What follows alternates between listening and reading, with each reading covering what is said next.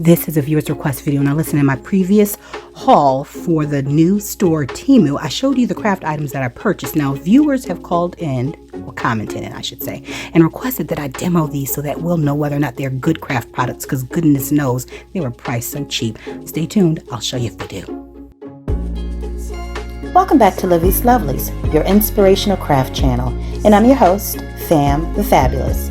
For more ideas, inspiration, swaps, and challenges, click the link in the description below to join our craft community, the Maker Exchange, on Facebook.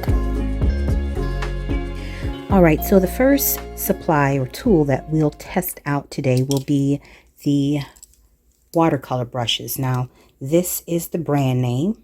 Show that to you. Alright, and it came with 6 in the pack. So the sizes are, starts with the 12. Then we have the 10. Next is the 8. I believe we have next after that is a 6, a 4, and a 2. So you've got ample sizes, and I love that the tips are fine. So you can still kind of create, you know, finer lines if that's what you're going for. But I'm no watercolor artist, so I just got these so that I could start working in that direction and maybe take some tips and pointers from the greats here on YouTube. Now, if you have any watercolor favorites, please drop them in the comments so that we have a resource as well. All right, so I'm just pulling out the Royal Langnickel 18 watercolor. This is just a travel set, and it's like kind of like samples if you ask me, you know, but it's good enough, especially for me to test and experiment and practice. All right, and then so I'm actually using some packaging. If you see here, this is from the Dollar Tree where the stickers came in this pack, and I just flipped it over, gessoed the back, and I'm going to use colors that I'm going to be working, that I'll be using in the journal that I'm working on. So it'll be blues and light purples. All right, so let's give it a try. I'm going to use number 12. I'm going to use number 8, and then I'm going to use number 2. Everything else is in between those, right? So I'm going to start off with a light color. So I want to wash it. I need a palette. One moment. All right, here we go. And I'm just going to add some water in here so that I can get the lighter color that I'm looking for. All right, and so I'm going to figure out which blue I can use. You know, I'm going to go with a light purple. I'm going to let my base be a light purple, and then I'll add darker blues on top of that. Light and dark blues on top of that. So let's go with,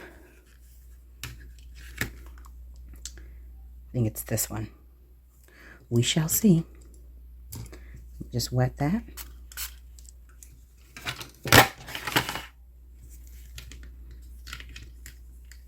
I'm going to wet both of them. I'm looking for a bluer purple, not necessarily a plum purple. So, and a paper towel.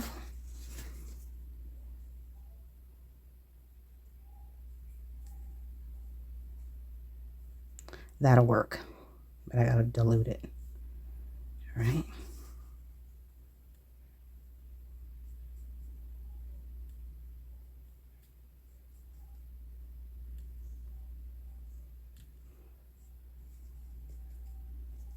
See how light that is. Okay, that's light enough. And this is just gessoed. The base of this is just gesso, and I'm gonna end up cutting it down, but I don't want to do any of that right now because I have no idea what I'm going to use it for.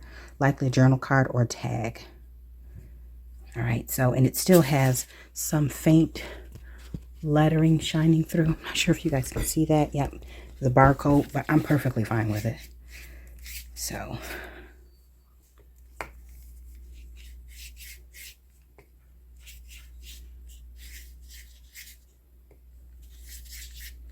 I have no design in mind. Not that I Even if I had one, I probably wouldn't be able to do nothing with it, because this is not my, this is not really where I shine, you know.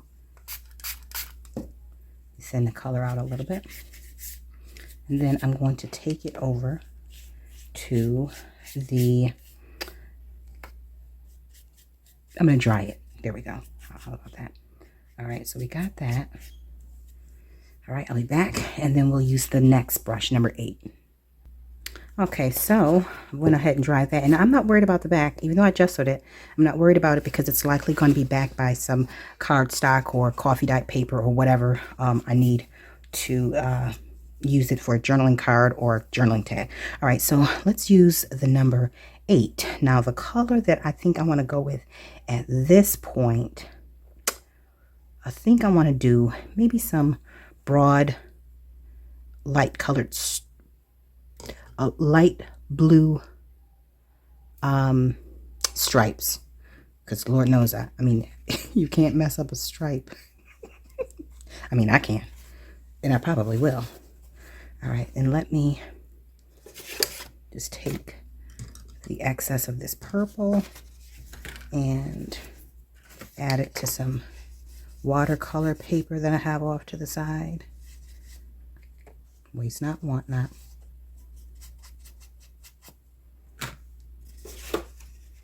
All right, now moving on to the blue, now that I've gotten all my money's worth out of that, that paint.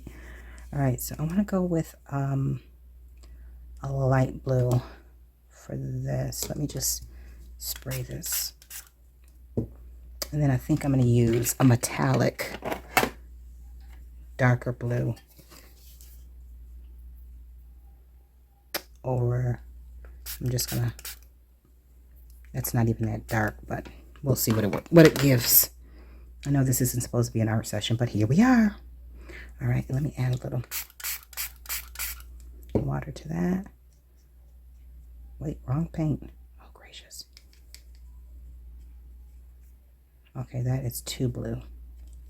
That's not the paint. That's not the blue that I want. I think I need this one. Here I go, cross-contaminating the paints. Okay, that's a good creamy blue.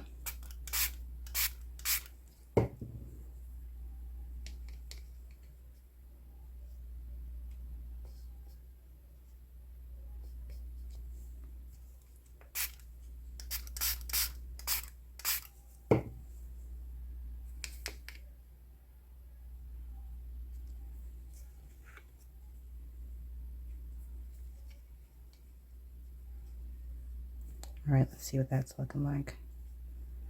All right, so let me just do some broad stripes. See what I get with that.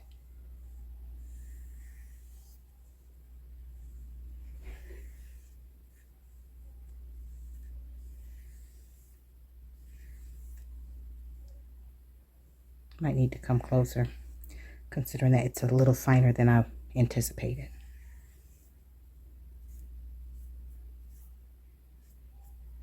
You're not looking for perfection or accuracy, because God knows you're not going to get it. All right, okay. And so let's see, what else can we do with that? Let me dry that, and then I'm going to come back with a metallic.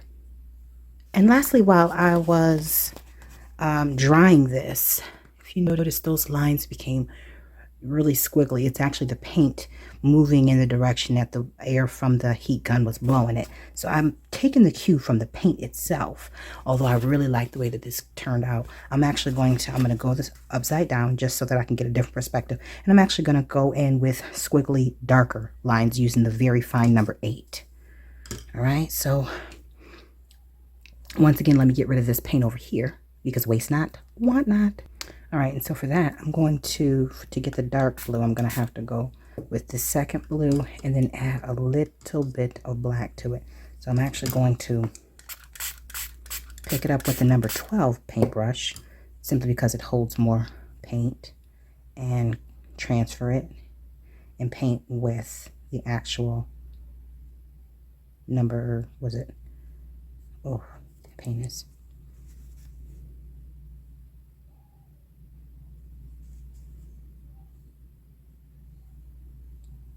Little cross contamination there. I'm just going to add a smidgen of black with the number 12. I think that's black. Let's see. Okay, that seems like a lot, but here we go.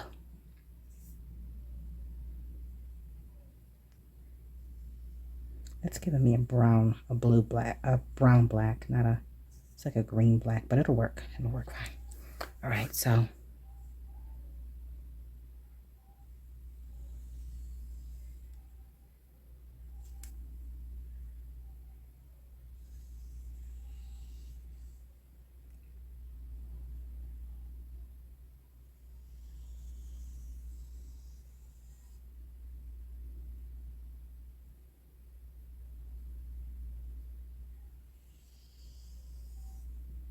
almost like a seaweed.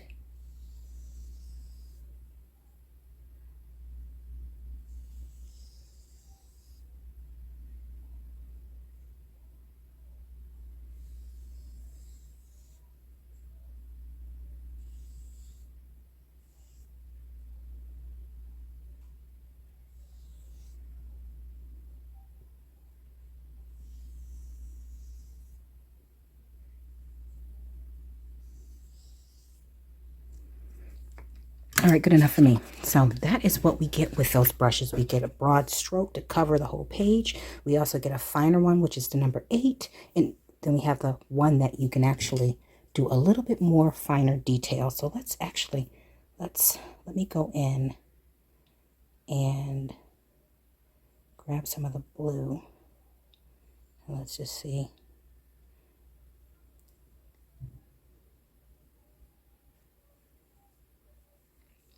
And it holds a lot of paint. So as you can see, I'm still just putting dots down. Half of this is going to get covered up, so fear not. Don't think that this is the final artwork. If you could call this artwork, nevertheless. Anyway, so that is how those paintbrushes work. Now let's move on to the stamp sets and the dies. And I'm going to come back after I clean this mess up. All right, now all stamp sets are not created equal. We know that. Some of the better known brands are known and have a great reputation for the quality of stamps that they manufacture and make available to us. And then there are other companies where, you know, it's hit or miss. I'm not going to mention any of those names, but there is a brand that, while I like their images and while I like you know, the designs that they have, I've gotten a couple of bad stamp sets from them. So I'm not able to fully utilize the entire stamp set. So I'm not saying that the whole stamp set was bad, but what I will say is that if I'm going to spend $14 for a stamp set, I want to be able to use every stamp. So let's see what we get from here. Now, remember that moon was sliding off when I first open the package, so it might fall off again.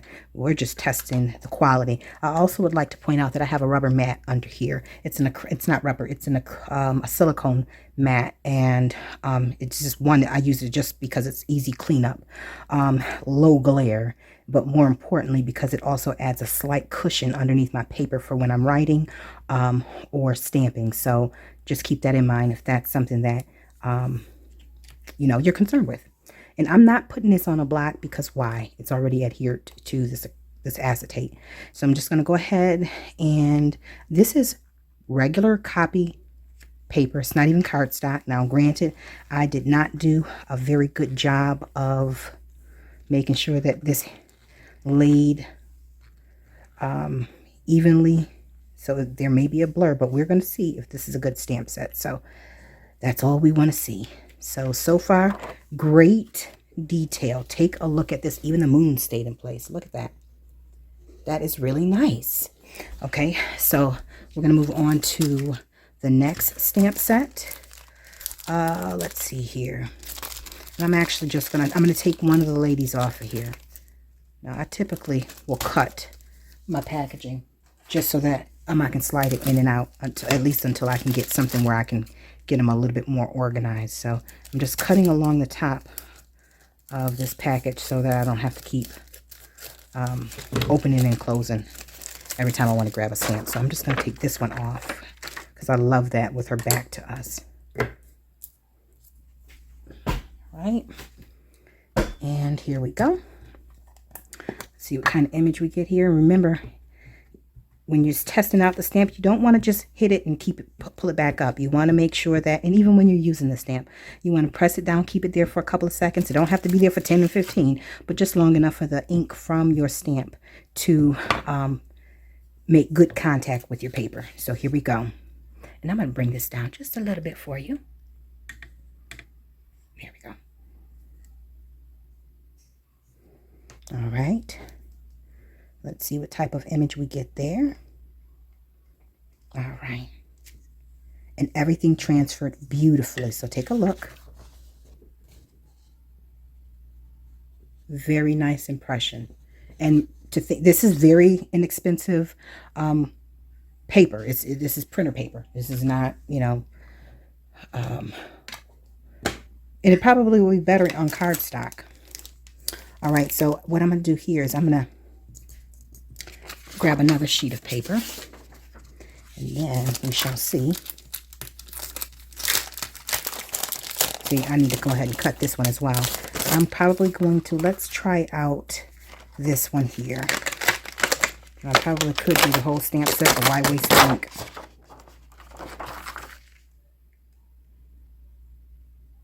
I'm going to go for it. We got the ink. And if not, we can just get more, right? All right, we're going for it.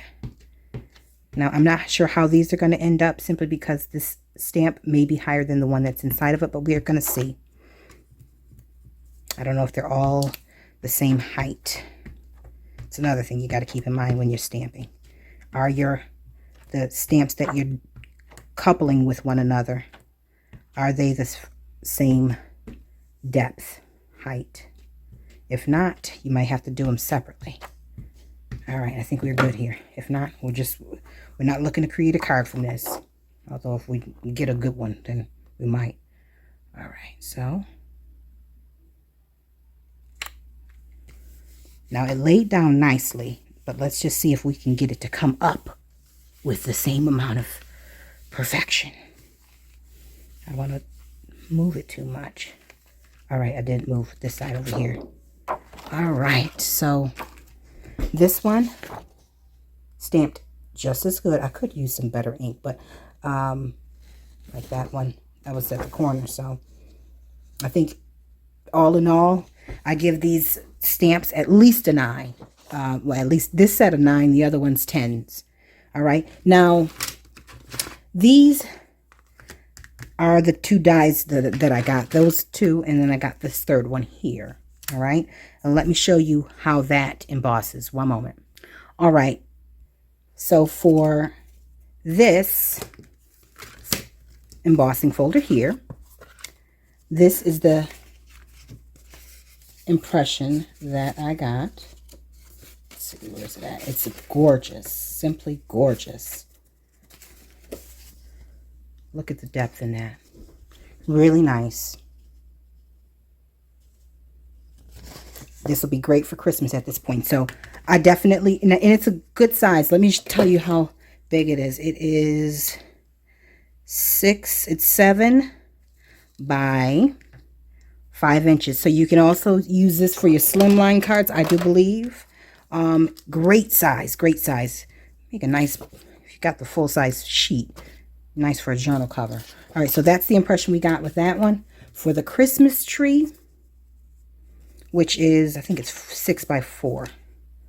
Let me see if I'm correct. Oh, I was right the first time. Okay, so this is 5 3/4 by 4 1/8. All right, and this is the impression that I got. Now, I will say this: you do have to monkey around with your plates and any additional support that you need underneath it so that you get a crisp impression. So this was the first time I ran it through, and it's nice. It's nice. However, the second time I ran it through came out even better, and that's because I put a very thin piece of cardboard underneath I put a shim under there. Put it underneath the rubber mat that I have that lays on top of the platform. So as you can see, there's quite a bit of a difference. Not huge, but this impression is much better. This one is slight. This one will be great if you have like gilding wax, you know, gold gilding wax or something like that. It'd be easier for you to get the debossed image, okay? Contact with that. And then this one, I did this. This is what we got. Now, this is thinner cardstock. The ones that I showed you before are very thick cardstock.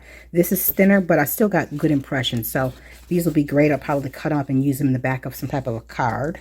And now the last thing for stamps and dies, well, I only got one die, but I'm gonna go back and probably get some more. I used a paper that was kind of fibrous, but it cut really well, surprisingly so, and on the first try. So this, I don't actually have, I already used the pieces that was in here. The die set is good as well. Now just let you see some of the images that I stamped out and colored, just playing around to see what I could come up with as it pertained to the beautiful stamp set that we have there. And the last thing that I have that I had not tried, and I almost forgot about it, is the alphabet stamp set that comes in this cute little box. Alphabet and numbers and symbols. All right, and so really quickly, we're going to go ahead and try those out. Let me grab the piece of paper that I used before. And let's just grab a couple of numbers. Maybe 3 numbers. 798. All right. I'm just going to hold them together and stamp like so. Nice. Nice and nice. Let's take a look at the letters. And one thing I always like to see is how well a stamp holds the ink, and it holds that very well,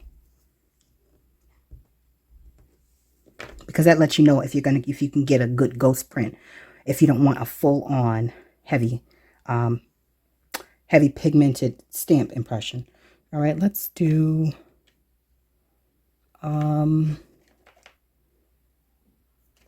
let's do hope, you know, because hope anchors the soul. Am I right, folks? This is capital and lowercase letters for those who were wondering.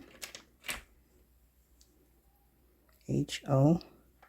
Is this a P? P and E. So I have upper and lowercase, as you can see here. Let me see. Okay, let me get the E and stamp out some hope.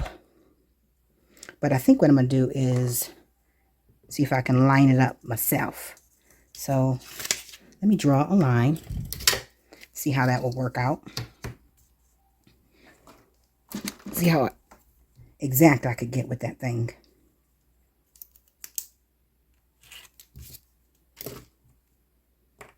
All right, I just had the H, right? Okay. H. O. P. All right. And E. Now, that was just a lucky try, but I love the fact that it's like typewriter font. So, I will put links to all of these items down in the description box in case you would like to purchase them, if I can find them again, because, you know, when those companies pop up and, you know, things are flying off the shelves, especially during this holiday season, you never know if you will be able to come back and grab the thing that you saw the last time or the thing that you purchased before. So if I can find it again, if it's available, I'll put the link. And if it's available, then you'll be able to have access to it. If it's not, then it is. It's not, you know. It's got nothing to do with me. So anyways, guys, I hope this has helped you decide whether or not these craft supplies are something that you would like to invest in, because they are so economically feasible, okay? It is not a stretch on the budget, and they actually work very well. So I recommend you take a look and see if there's something in that shop that you might want to add to your creative stash. All right. So anyways, guys, listen, until we're back here together on YouTube and Patreon, stay encouraged, stay blessed, stay creative and crafty. Bye for now. If you enjoyed this video, go ahead and give it a thumbs up. Hit subscribe to join the crafty community and be sure to click the bell for notifications of new uploads. Thank you so much for watching. Now stay tuned for more from Livie's Lovelies, your inspirational craft channel. Bye for now.